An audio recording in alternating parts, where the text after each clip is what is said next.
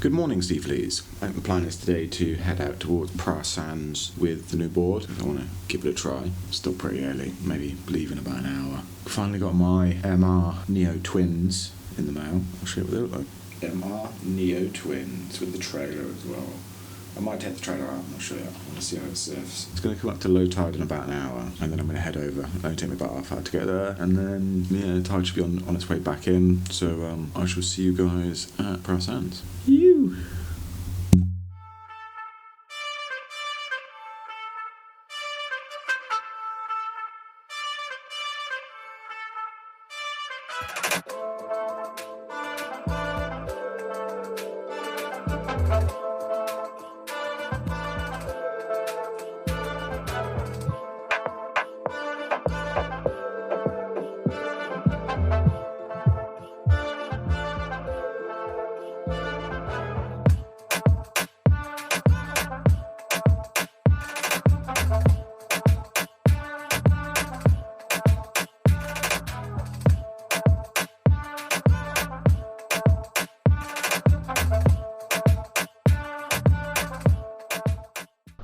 I guess you just got stuck in a rip for 45 minutes.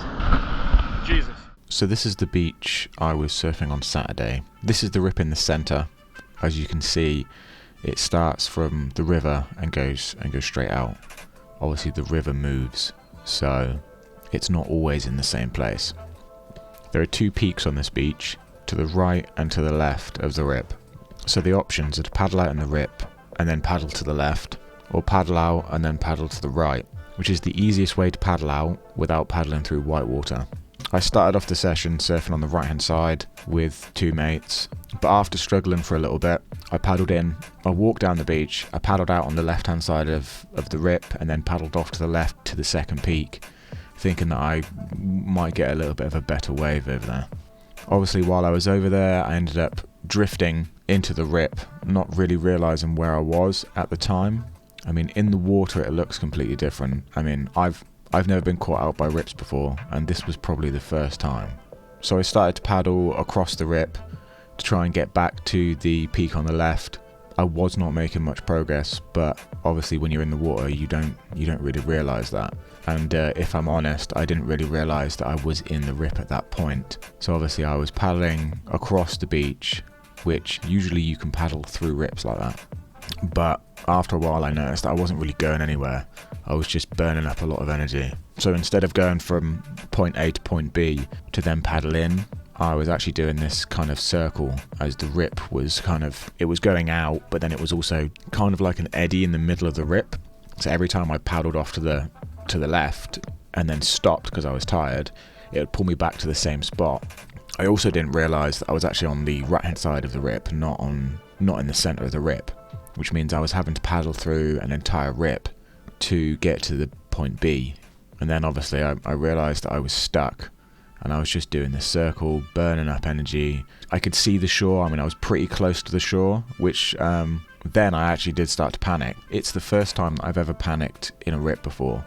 I've never been that stuck, and after 30-40 minutes of paddling, I did start to panic. At this point I started to cramp up, which is never a good sign.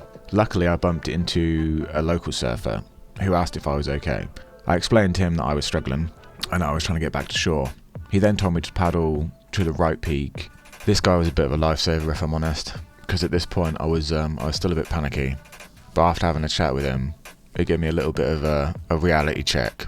I mean, I had arms like jelly because I'd been paddling against a rip for 40 minutes, which it starts to get a bit scary after a while because you realise that you might not be able to actually paddle back in. And obviously with no lifeguards on the beaches this time of year, it is a little bit of a worry. Even though I went surfing with two mates, obviously I drifted off to the left peak and trying to look for some better waves. I generally move around a lot on beaches.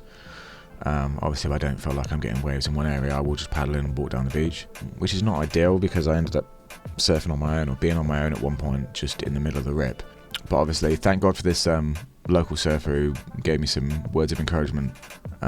He was definitely a lifesaver at that point because I was exhausted. I've never been that stuck on a beach before. This is the first time. Obviously I don't surf Praa Sands very often. And then once I'd realised where I was and I took the guy's advice, I paddled off to the right. I managed to get in.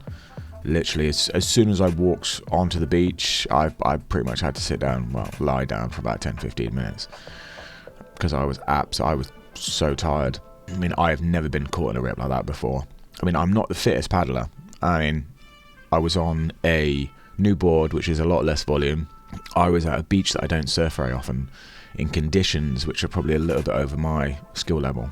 So putting all of that together, including my lack of fitness, it was, yeah, I was panicking pretty hard. I had to stop a couple times, remember to breathe.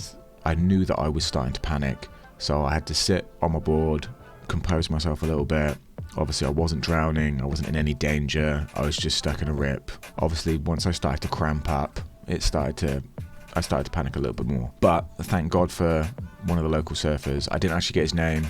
I was trying to find him afterwards and just thank him for helping me out, because yeah, I was in a bit of a state, if I'm perfectly honest, which definitely gives me a better appreciation for the sea.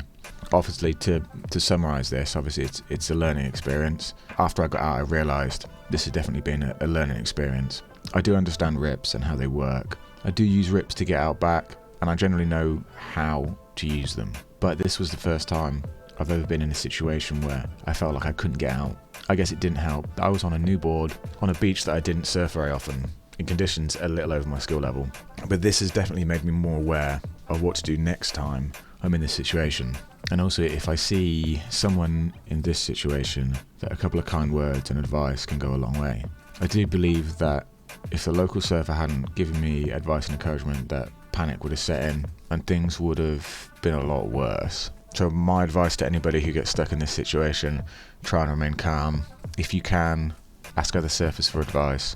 Always buddy up where possible, surf within your limits. If in doubt, stop, breathe, reassess the situation. But this is all easier said than done, especially when you're in the moment. This experience has definitely given me more respect for the sea. Definitely need to spend more time assessing the beach I'm surfing than getting straight in.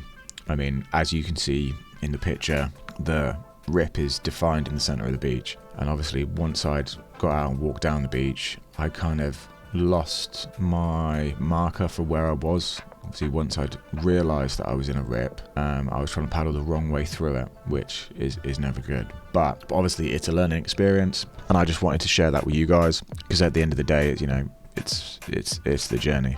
But at least I know what to do next time, you know what I mean? But anyway, the video is going to be quite boring because it's just going to be me paddling for 45 minutes. I think I only managed to get actually 2 waves, but I don't know if I had the camera on for it. But yeah, this vlog should be coming out. So this vlog will be off the previous Saturday. It wasn't really a good surf for the first time I'd surf the triplet, but I'm going to keep going with it because, yeah.